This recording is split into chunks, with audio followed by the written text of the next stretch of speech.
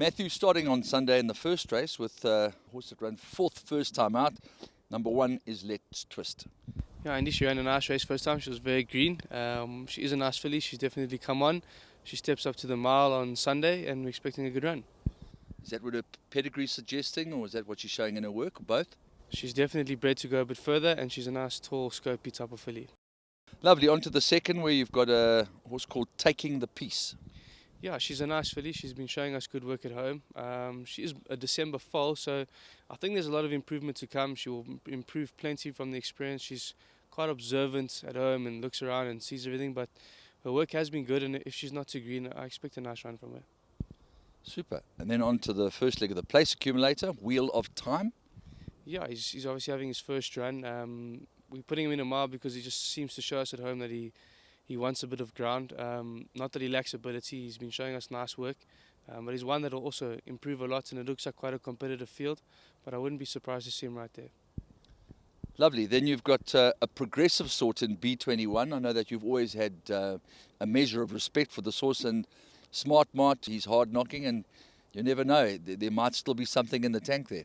Yeah, B21 is obviously full of confidence. She's had 3 wins in a row, but she's been well handicapped and well placed, I think, and she's again well handicapped in this race, but it is a big step up in class, but it's just going to give us a better idea of her ability. But she's full of confidence and she's taken her racing well, so she should give an honest account of herself. Smart Mart has been slightly disappointing. He just doesn't stay the 3-2 in Joburg, and especially with the blinkers on. That was his last run, and it was just not him. I think he's back to form. We've taken the blinkers off. Tends to over race a little bit with them. I think the 2-4-50 is the right distance for him, and I think he'll give his best. Fantastic. And then finally, the last leg of the pick 6. Nothing wrong with Aladel. Yeah, Aladel is an honest horse. Obviously, the classic, he was just made to ensure a solid pace, so you can put a line through that run, obviously. And then the last run was a good run. It was in a top quality field with amazing strike and some tough older horses. Steps down a little bit in class. I think he's going to be right there. Sean, thanks very much for your time. Starting on the first race on Sunday at Turffontein with Forest Express.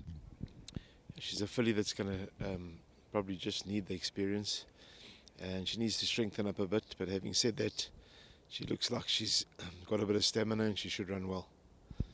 Lovely. Then the pair of Blindfold and London Secret, the very well-related filly in race 2. Yes, both nice fillies. Blindfold's a half to Bull Valley. Probably find the distance a bit on the sharp side. And London Secret, yeah, she's doing nicely and hopefully will be running on well. Okay, then back to Turffontein for race number 4, where you've got Before Noon and 0 Dark 30. Before Noon should need a bit further. Should be finishing off nicely. 0 Dark 30 was obviously a good debut, and we're hoping that there's a bit of improvement. Super. And then on to the 5th race, first leg of the jackpot, Silver King. Silver King, yeah, is an honest horse. He's in a very tough handicap, and I'm sure he'll give of his best. The 7th race, a pair of Dalal and recent winner, Star of Caesar.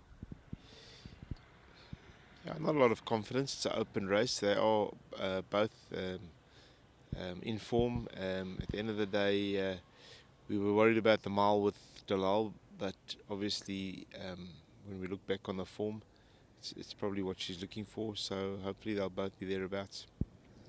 Fantastic. Then on to A Greater Power in a very, very tough race, and Lunar Approach, who hasn't been seen out since December. Yeah, they should both need the run. A Greater Power more so than Lunar Approach. Lunar Approach can run fresh. It is a competitive race, but I think Lunar will be there. Lovely. And then finally, race 9, Brave Nomad. Brave Nomad, he's done everything right up to now, and he gets obviously the competitive field here, but he has a good draw, and we're hoping he can round off a hat-trick. Mike, starting off in the first leg of the place accumulator, you've got Carl Zechner riding number 9, Cess. Yeah, Andrew, he ran a smart race first time out. He was collared just short of the post in a Vaal straight mile, which was a great run for a 2-year-old against Open Company. But saying that, there looked to be a few smart horses in that race. But he's not without a chance. Wouldn't be at all surprised if he won a race like that. expect him to be in the money. All right, on to the fifth race. You've got the pair of Isfahan, who you've always had faith in, and he's finally delivered, and the very talented Rockburn, who started his career off with an injury, but he certainly has shown himself to be worth the faith that you've placed in him. Yes, Andrew, there again, very competitive field. There are a number of horses in the field with chances. Isfahan jumped back to his absolute best last time, though I like the way and the manner in which he won. He won with consummate ease. He just romped away from the field, and if he brings that back to the racetrack, he'd be the horse that we'll have to beat. I'm hoping that wasn't just a flash in the pan and him on a great day, and I hope he can deliver the same type of form. His work has been pretty good of late, so I'm expecting a decent run from him. Rockbrune is steeped with talent, Andrew, but he's a horse that has his problems. He's very, very naughty in the pens, so we've got to hope that he behaves, but he has a huge amount of talent. He's got carrying a nice lightweight, and he's not without a chance, but there are a number of horses in that field that have big chances. Lovely. Then on to the seventh, which is really very, very competitive, and there you've got the talented Joe Mambo. Yeah, she's hit a rich vein of form, but she's running from a deep draw, so we have to respect a number of horses there and hope that she can overcome the draw quickly from the jump, and if she gets a good position, then she's in with a shot. And then after having had a nice little break and coming back for all the Group 1s at Scottsville on Saturday, you've got Pure Straight and booked to ride Querari Viking in race 9. Yeah, he's had a nice break. We gave him a good break. He had that virus that was floating around Ryankees with the horses all ran temps and their hind legs swelling. So we gave him a good break. He's come back well from that break. If he doesn't need the run, he could be right there. In the Alan Robertson Fillies Championship, you've got a very, very impressive Nursery winner in Green Plains. Yeah, she's done everything right. She seems to be progressive. Based on her form, she's got to have a good chance.